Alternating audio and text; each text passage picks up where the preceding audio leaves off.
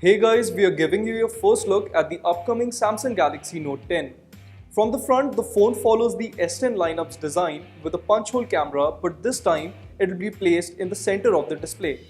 The screen on the Note 10 will roughly measure 6.3 inches.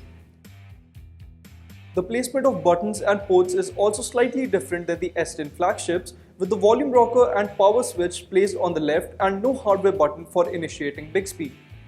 Unfortunately, the Note 10 would be the first mainstream flagship from Samsung to ditch the 3.5mm audio socket, though the bottom edge is quite busy with the Type-C port, speaker grill and S-Pen slot.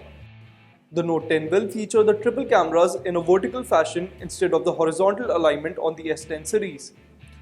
With the camera bump included, the phone has a thickness of 8.5mm. The Note 10 is expected to continue with an under-display fingerprint scanner. That's all we know about the Galaxy Note 10 so far. Thanks for watching.